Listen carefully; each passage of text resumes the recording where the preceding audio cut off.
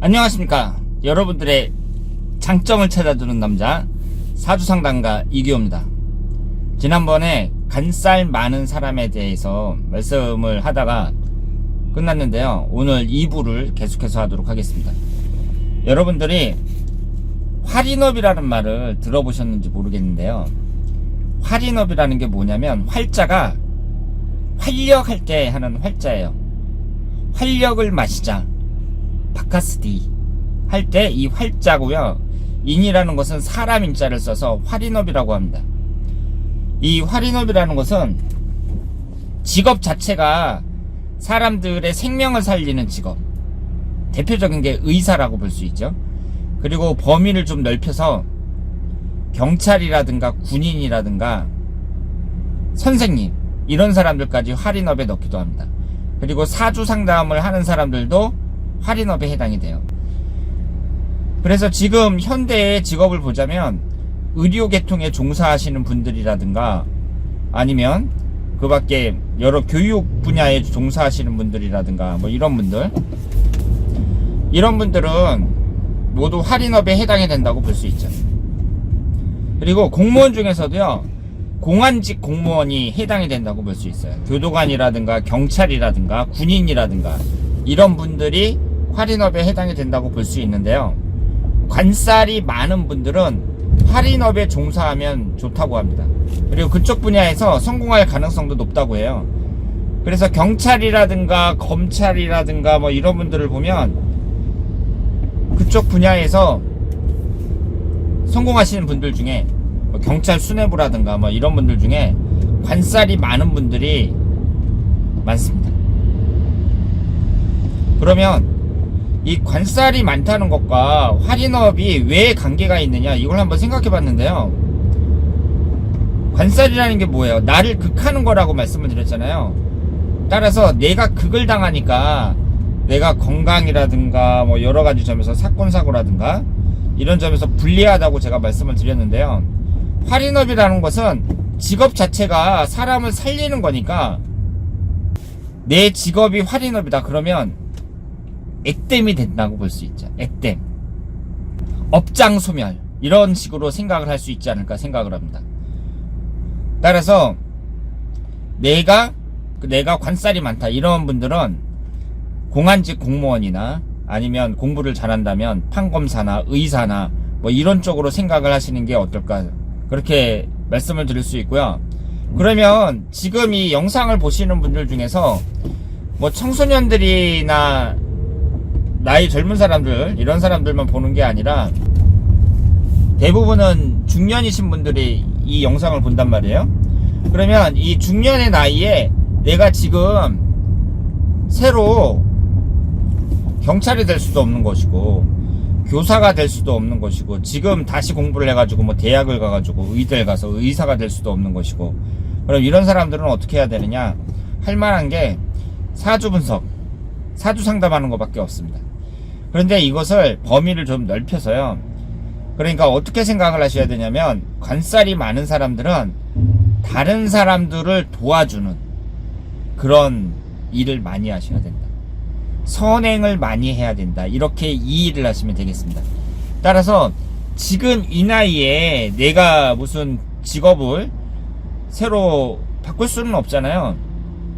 게다가 제가 지금 거론한 직업들은 사회에서 선망하는 직업이고 상당히 어려운 직업이란 말이에요.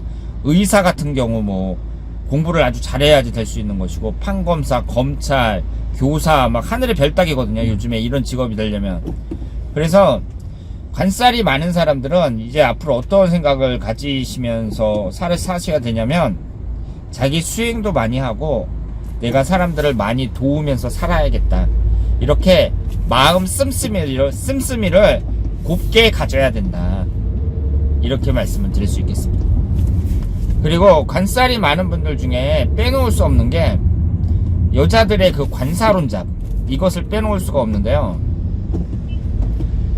이 관이 많다는 것이 이제 남자도 안 좋은 거지만 여자들에게는 특히 관사론잡이라고 해서 이 관이라는 것이 남편을 나타내니까 내 사주에 남자가 많다 이런 뜻이잖아요. 그렇기 때문에 여자한테 특히 미혼 여성에게는 이것처럼 골치 아픈 게 없습니다. 그러면 여러분들도 아시다시피 저는 현실적으로 말씀을 드리잖아요. 그냥 책에 나와 있는 대로 그냥 읊는 게 아니라 제가 세상을 살아보고 현실적으로 여러분들 마음에 와닿도록 이렇게 말씀을 드리잖아요. 그런데 관사론잡인 여성은요, 제 생각에는 그래요. 미혼일 경우에는 자유롭게 연애를 하는 게 좋습니다. 내 사주에 남자가 많다는 얘기잖아요. 그러니까 자유롭게 연애를 해요. 그리고 직장을 가더라도 남자 사원이 많은 직장에 가는 게 좋아요. 그래서 직장도 나름이잖아요. 그런데 어떤 직장은 여자들만 있고 어떤 직장은 남자들만 있고 뭐 이런 경우가 많은데 남자들이 많은 직장에 가는 게 좋습니다. 그리고 결혼을 했잖아요. 했으면 내가 미혼일 때는 마음대로 이렇게 연애를 하고 그렇다고 하더라도 내가 이제 결혼을 했으니까 이혼하지 않는 한 내가 이 남자와 같이 사는 동안은 이 한 남자에게만 매진하겠다, 이런 생각을 갖는 게 좋습니다. 그리고 여기에서 또 제가 이런 말씀을 드려야 되는데요. 사주를 보는 자세, 여기에 대해서 또 말을 해야 되는데, 관사론잡 얘기를 하다 보니까 이런 말까지 나오는데요. 여러분들은 이 사주 분석을 받을 때 뭐 올해 1년운이 좋다 나쁘다 뭐 이런 말도 하고, 그리고 당신은 어떤 사주를 갖고 있다 뭐 이런 얘기를 하잖아요. 그러면 이 사주라는 게 결과를 지배한다고 생각을 하세요? 그러니까 사주나 운이 모든 결과를 지배한다, 이렇게 생각을 하시는지 모르겠는데요. 그렇게 생각을 한다면 잘못된 자세예요. 사주 그리고 여러가지 운이 뭐 올해 1년운이 좋다 1년운이 나쁘다 뭐 이렇게 얘기를 할 때 그 분석받은 내용이 내 결과를 지배한다, 이렇게 생각을 하시면 안 되고요. 모든 조건 중에 하나일 뿐이에요.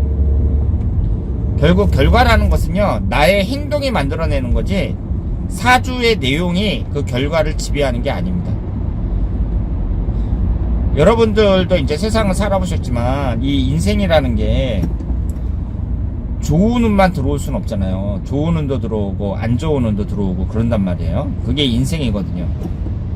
그러면 올해 운이 안 좋다 그랬을 때 어떤 사람들은 이렇게 생각을 해요. 아, 올해는 글렀나 보다, 올해는 뭘 해도 안 되나 보다, 이렇게 이제 생각을 한단 말이죠. 그런데 그것이 이제 잘못된 자세라는 거예요. 이 설명을 할 때요, 설명해주는 사람은 좋다 나쁘다로 말할 수밖에 없어요. 만약에 그렇게 얘기를 안 하잖아요? 그럼 그걸 듣는 사람이 원해요. 도대체 좋다는 거냐 나쁘다는 거냐, 딱 부러지게 얘기해달라, 이런 식이거든요. 그래서 사람들이 되게 올해 운이 좋다 올해 운이 나쁘다 이렇게 얘기를 하는데요. 그런 운이라는 거, 그리고 사주 분석을 받아서 당신의 사주는 어떤 사주다, 뭐 남자 운이 좋다 안 좋다, 뭐 돈을 많이 벌 수 있다 없다, 이런 것은 여러 가지 조건 중에 하나일 뿐이고요. 결국 결과를 만들어내는 건 나의 행동입니다. 우리가 일기예보를 사주에 많이 비유하거든요. 일기예보에서 내일 비가 올 것이다 그러면 사람들이 아, 우산을 준비해야겠구나, 이런 생각을 하잖아요. 그리고 내일 날씨가 좋을 것이다 그러면 아, 편한 복장으로 나가도 되겠구나, 이렇게 생각을 한단 말이에요. 그래서 미래의 이 날씨를 미리 알려준다는 점에서 일기예보를 사주 분석에 많이 비유합니다. 그게 맞는 말이에요. 따라서 올해 운이 안 좋을 것이다 이렇게 얘기를 하면, 아, 올해 운이 안 좋다니까 내가 대출을 받아가지고 목돈을 들여서 무슨 일을 하려고 했는데 이런 것은 좀 신중해야겠구나. 그리고 1년운이 올해는 특히 좋다 그러면 아, 내가 하는 일을 갖다가 좀 적극적으로 나서서 좀 할 필요도 있겠구나, 뭐 이런 식으로 내 행동에 있어서 참고를 하는 거죠. 그러니까 내가 행동을 하는 데 있어서 참고를 하고 그걸 한번 귀 기울여서 한번 들어보는 거예요. 그런데 결과는 뭐예요? 어쨌든 간에 내 행동이 만들어내는 거예요. 그래서 이 운이라는 것도 하나의 조건일 뿐이지 내 결과를 지배하는 건 아니라는 거죠. 그러면 사주 분석에서 내가 관살이 아주 많다고 나왔단 말이에요. 그럼 여자분 입장에서는 아, 내가 내 사주에 남자가 많으니까 일부 종사가 어렵겠다, 나는 그렇게 살 수밖에 없다, 이렇게 생각을 하는 게 아니라, 아, 내 사주에 관이 많으니까, 관이라는 것은 사회적인 관점에서 직장운을 나타낸다고 했잖아요. 그러면 한번 직장을 들어가면 나는 웬만하면 옮기지 않는 게 좋겠구나. 그래서 뭐 사업을 한다든가 이런 특별한 뜻이 없으면 한번 들어간 직장은 옮기지 말고 계속 다니는 게 좋겠다, 이런 생각을 가지는 게 좋고, 그리고 이것을 남자로 해석할 때에도 나는 어쩔 수 없이 남자가 바뀔 수밖에 없어, 이런 생각을 하는 것이 아니라, 한번 결혼을 했으면 내가 이 남자하고 이혼하기 전까지, 뭐 이혼한다면 할 수 없지만 같이 사는 동안은 바람 피지 말고 이 남자에게, 이 남자를 위해서 내 남자에게 충실해야겠구나, 이런 생각을 가져야 된다는 거죠. 그래서 사주라는 게 나는 그렇게 살 수밖에 없는 게 아니라, 내 사주의 조건을 보고 나한테 좋은 거면 이걸 이제 내가 개발해가지고 한번 멋지게 살아봐야겠다, 이런 생각을 하고, 나한테 불리한 거면 아, 나한테 이런 면이 사주에 있다니까, 이런 점은 좀 주의해가지고 잘 고쳐나가야겠구나, 이렇게 생각을 하셔야죠. 그래야 사주 보는 의미가 있는 거지, 그냥 뭐 사주가 이렇다니까 나는 그렇게 살아야 되나 보다, 이렇게 생각을 한다면 사주 보는 게 그렇게 뭐 의미가 있을까, 이런 생각이 드네요.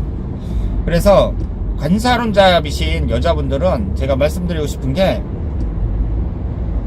사주에 남자가 많은데 사주에 남자가 많은데 그 남자를 너무 멀리할 필요는 없다는 거죠. 그래서 미혼일 때 연애를 하더라도 남자들한테 그 콧대 높게 남자들을 대하지 말고 비교적 자유롭게 그런 연애를 하시길 바라겠고요. 그리고 직장을 다니시더라도 남자가 많은 직장, 이런 직장이 좋고, 그런데 만약에 결혼을 했다 그랬을 때는 이제 내가 연애 기간에는 어떻게 보냈든지 간에 이제 결혼을 했으니까 이 남자를 위해서 충실해야겠다, 이런 생각을 갖는 것이 바람직하다, 이렇게 말씀을 드리겠습니다. 그러니까 어때요? 이 관살이 많은 사람도 다 이제 헤쳐나갈 방법이 있다는 거죠. 그런데 우리가 여기에서 또 오행의 상생상극 관계를 한번 보자고요. 관살이 많아요, 관살이. 그러면 이 사주가, 본인의 사주가 신강한 경우 말고요, 신약한 경우. 그러니까 사주를 보면 이 사주가 신강하다, 신약하다, 이런 말을 하거든요. 그런데 신강한 사주에는 해당이 안 돼요. 신약한 사주일 경우에는, 관살이 많은 사주는요, 통간용신이라 그래서 인성운이 용신에 해당이 됩니다. 인성운. 그러니까 내 사주에 관이 많다, 이런 사람들은 관이 많은 나의 그 부족한 점, 그러니까 불리한 점을 극복하기 위해서 어디에 주목을 해야 되느냐, 바로 인성운에 주목을 해야 됩니다. 그러면 인성운이라는 게 뭐예요? 육신적인 관점에서는 어머니잖아요. 관살이 많은 사람들, 이 사람들이 100% 다 그런 게 아니라 좀 신약한 사람들, 이런 사람들은 인성운이 용신운이거든요. 그러면 이 인성운이라는 게 의미하는 게 여러 가지가 있는데요. 첫 번째로 어머니를 나타내고, 그리고 보살피는 걸 나타내죠. 어머니가 자식들을 보살피잖아요. 인성운이라는 것은요, 사주를 분석할 때 일간인 나를 기준으로 분석을 하죠. 그러면 일간을 생해주는 게 인성운이에요. 생해주는 게. 그러니까 인성운이 강한 사람들은 사람들을 보살피는 직업. 그럼 보살피는 직업이 뭐예요? 의사 같은 거, 아까 제가 말씀드린 활인업, 이런 것과 관련이 있다고 봐야죠. 그래서 제가 활인업을 말씀을 드린 거예요. 그리고 보살핀다는 게 뭐 아이들을 양육한다든가, 그러니까 또 가리키는 교육과 관련이 되어 있고, 그리고 어머니라는 게, 어머니는 어때요? 자식들을, 자식이 아무리 미운 짓을 해도 어머니는 넓은 마음으로 이렇게 감싸주잖아요. 따라서 관살이 많은 사람들은 어떻게 해야겠어요? 어머니처럼 넓은 마음으로 사람들을 대해야 돼요. 그랬을 때 그 사람이 성공할 수 있다. 그리고 효자가 돼야겠죠. 왜냐하면 인성운이 용신운이니까, 인성운이 어머니를 나타내니까 효자가 돼야지 그 사람이 행복하게 살 수 있다. 어머니 말을 잘 듣자, 이렇게 말씀을 드릴 수 있습니다. 그런데 이 인성운이라는 게 또 뭐냐면 사고계를 나타내거든요. 사고계. 그러면 사고계라는 게 생각하는 사고를 나타낸단 말이에요. 그러면 관살이 많은 사람들은 무슨 일을 할 때 어떻게 행동해야겠어요? 심사숙고하는 그런 습관이 필요해요. 함부로 행동하지 마. 관살이 많은 사람들 생각을 많이 해야 돼요. 왜냐? 인성운이 용신운이니까 나에게 용신운이 어떤 것인가, 그러면 그 용신운이 의미하는 것이 무엇인가, 이것이 바로 해결책이에요. 인성운이라는 것은 어머니를 나타내고 사람들을 양육하는 걸 나타내고 어머니의 마음으로 사람들을 돌보는 걸 나타내고, 그리고 사고계니까 생각하는 걸 나타내요. 사람이 좀 생각이 깊어야 된다, 이렇게 볼 수 있죠. 그래서 관살이 많은 사람들, 이런 사람들은 인성운에 주목하자, 이렇게 말씀을 드리고요. 그러면 여기에서 제가 한 가지 추천해드리고 싶은 게 있는데, 인성운이 사고계니까 생각을 많이 해야 된다고 말씀을 드렸잖아요. 그러면 책을 많이 읽는 게 좋겠죠. 책을. 사람은 책을 읽으면서 생각이 깊어지잖아요. 그래서 관살이 많은 사람들은 독서광이 되는 게 좋습니다. 그러니까 어떡하라는 얘기예요. 관살이 많은 사람은 이제 건강이 안 좋을 수 있으니까 건강관리도 잘해야 되고 운동도 잘해야 되고, 그리고 인성운이라는 게 용신이 되는 경우가 대부분이니까 책도 많이 읽어야 된다, 이렇게 말씀을 드릴 수 있습니다. 그러면서 어머니 같은 넓은 마음으로 사람들을 대해줘야 돼요. 그래서 활인업이라는 직업이, 뭐 의사나 교사나 이런 활인업이라는 직업을 가졌을 때 좋고, 그리고 기본적으로 사람들을 아끼는 마음, 그리고 봉사하는 마음, 이런 자세를 취하는 것이 좋다, 이렇게 볼 수 있습니다. 그래서 제가 예전에 조교사 다닐 때 그 봉사활동 하던 그 사찰이 기억이 나는데, 탁골공원 있잖아요. 탁골공원 바로 옆에 사찰이 하나 있는데요. 거기는 무조건 봉사활동이에요. 어르신들 있잖아요. 그분들에게 밥을 만들어 가지고 줘요. 근데 그분들이 이제 노인네들이니까 돈이 없잖아요. 그래서 이런 종교단체에서 이렇게 밥을 주고 그러는 게 그분들한테는 상당히 큰 도움이 되거든요. 그런데 그 사찰은 탁골공원 바로 옆에 있어서 그런지 몰라도 무조건 봉사활동, 그게 수행이에요. 그러니까 이게 절마다 좀 특징이 있는데, 어떤 절은 절하는 거, 어떤 절은 참선,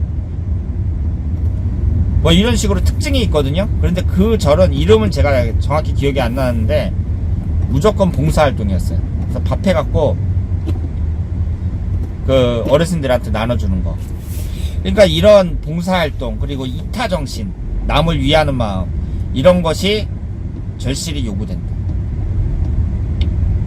그래서 관살이 강한 사람들은 이런 오행의 상생상극의 관계를 잘 파악을 해가지고 나에게 용신운이 뭐냐, 이걸 잘 파악을 해서 그 용신운의 특징을 생각해 봐야 된다. 그런데 관살이 많은 사람들 중에 상당수는 인성운이 용신운이다, 이 점을 말씀드리겠습니다. 그런데 만약에 신강한 사주잖아요. 신강한 사주일 경우에는 인성운이 용신이 안 되죠. 그러니까 지금 관살이 많은 사람들 중에 한 50% 이상, 한 60% 정도는 제가 지금 말씀을 드린 이 내용이 적용이 된다, 이렇게 생각을 하시면 되겠습니다. 그리고 이것이 그 신강한 사람한테도 어느 정도 적용이 된다고 봐야죠. 왜냐하면 이 관살이라는 게 내가 지금 힘이 많다는 얘기는 좀 빼줄 필요가 있거든요. 모든 게 마찬가지예요. 비경겁제가 많으면은요, 그걸 빼주는 식신상간혼이 용신의 역할을 한다고 했잖아요. 그럼 관살이 많으면 어쨌든 간에 신강하든 신약하든 좀 빼줄 필요가 있어요. 그렇기 때문에 제가 지금 말씀드린 이 인성운, 이것을 잘 생각을 하셔야 된다, 이렇게 말씀을 드리겠습니다. 그러면 또 이런 생각을 할 수도 있죠. 관살이 많은 사람들이 있잖아요. 장사가 잘 맞겠느냐, 이걸 한번 생각해 볼 필요가 있는데요. 그런데 여기서 여러분들이 아셔야 될 것은, 장사라는 게 뭐 음식점이나 옷가게 이런 걸 말하는 거예요. 그러니까 시장에 가면 흔히 볼 수 있는 장사, 그러니까 넓은 개념의 그 사업을 말하는 게 아니라 그냥 돈만 있으면 일단 시작은 할 수 있는 이런 장사, 서비스업, 이런 걸 나타내는 거예요. 그런 건 잘 안 맞는다고 봐야겠죠. 왜냐하면 관살이 많은 사람은 인성운이 중요하다고 말씀을 드렸잖아요.